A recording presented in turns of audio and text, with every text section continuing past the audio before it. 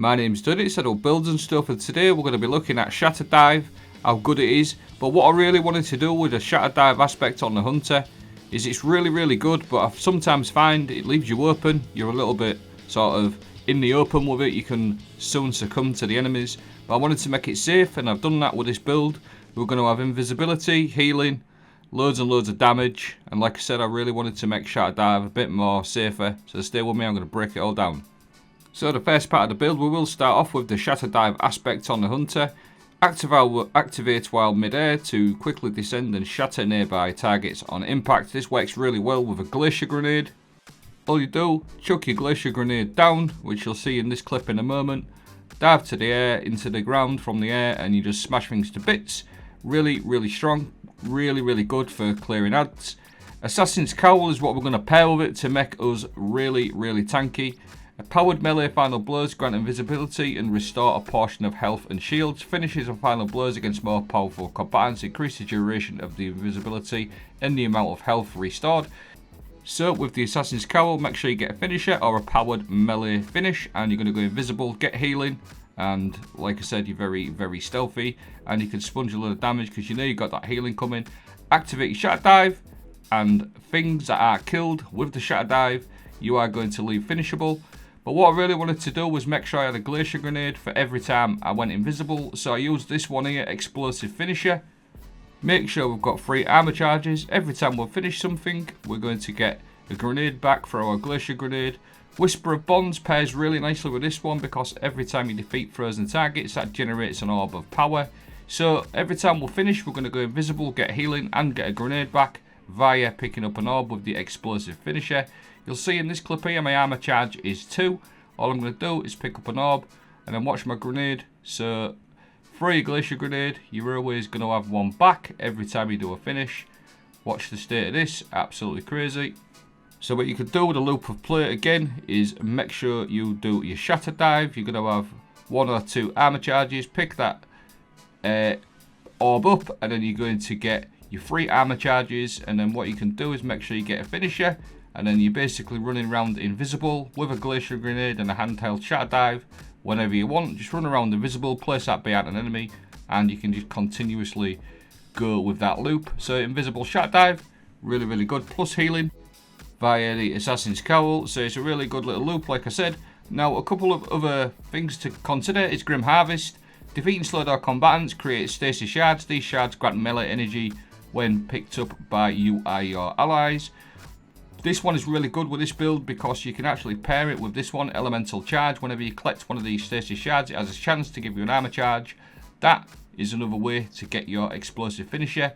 Just another way to keep your armor charge buffed out so you can ensure that you get a grenade via the explosive finisher. And like I said, again, I will say it's a nice little loop. Really good. I have got some more clips to show you, but this is just a instant grenade back again, and then you're invisible with all that healing going on, and you can just run around invisible and throw that Shatterdive whenever you want.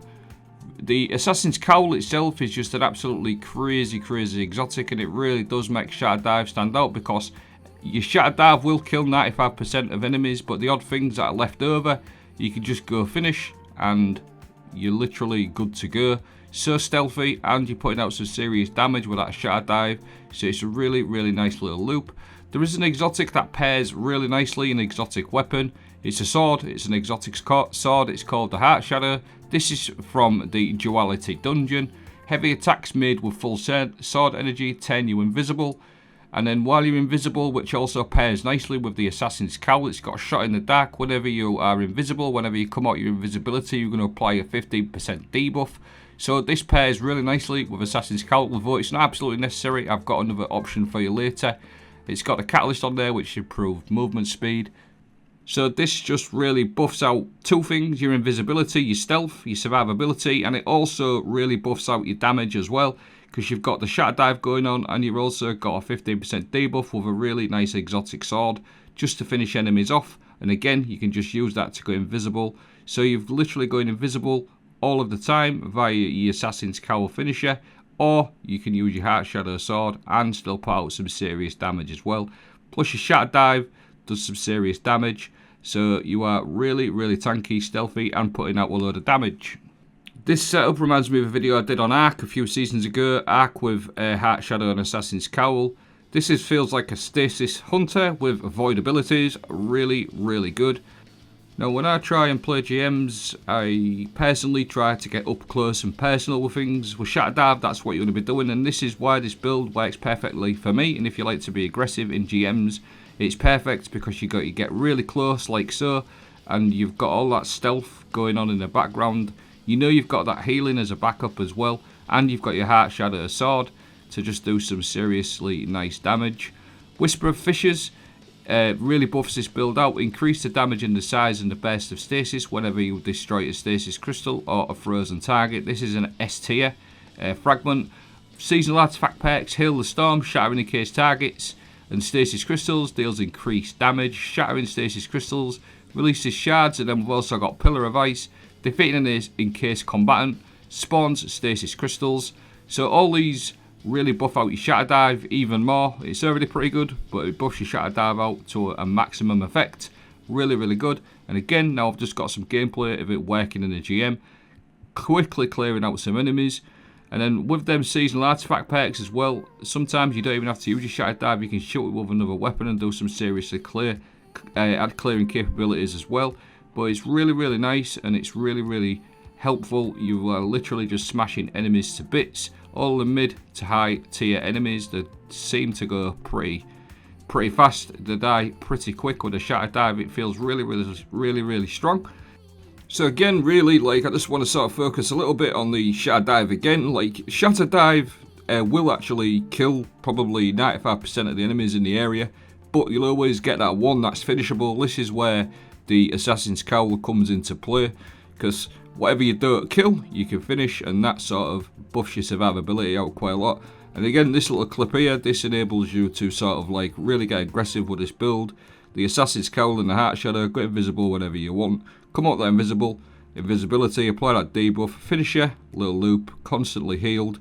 Go over my fragments and aspects now. Shatterdive is obviously, this is what we've already talked about, activate all my day. Grim Harvest, defeat and slow down frozen combatants, create stasis shards. We've already touched on this one. The main grenade you want to be running with this one is Glacier Grenade. Shatterdive is just too good not to run without Glacier Grenade. The melee on a Hunter isn't really the best, but it's not bad for Assassin's Cowl. Quickly go over my fragments. Whisper of Fissures, an absolutely S tier fragment to run. Increase the size and the burst of stasis crystals. Whisper of Chains. While you are near frozen targets or friendly stasis crystals, you take reduced damage from targets. Whisper of Hedrons, that increases your mobility, resilience and recovery. Whenever you free something, it pairs really nicely with Whisper of Chains. We've got Whisper of Shards, because every time we shatter a stasis crystal, it gives us a big boost to our discipline. Loads of grenade energy back as well from that.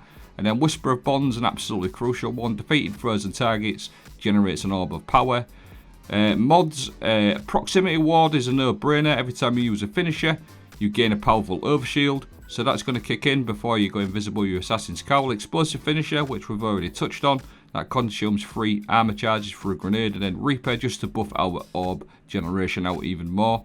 And then on top of that, we are going to be running Innovation on our legs. So we get grenade cooldown each time we'll pick up an orb. Stacks on stacks to double our armor charges every time we'll pick up an orb.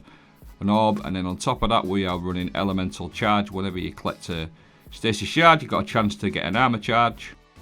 On my chest piece, Concussive or a melee resistance mod. A couple of arc resistance mods for Corrupted GM, but you can always mix and match these up to the activity at the time. On my arms, I've wanted to buff my grenade recharge rate out, so I run double impact induction, causing damage with a powered melee attack, reduces your grenade cooldown. Then I run a bolstering to get some class ability, also from grenade damage.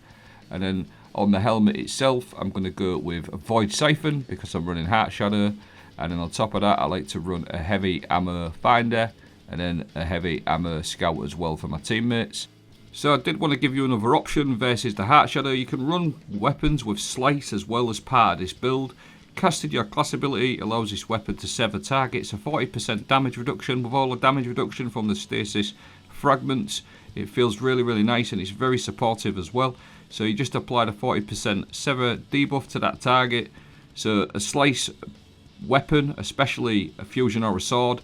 Dragon Cut Sickle rolls with Slice. This is a really good option if you don't have Heart Shadow. Another even as good option as well, if you want some more healing, is Thin Precipice with Unrelenting. This is absolutely crazy with this build as well. So that's the video.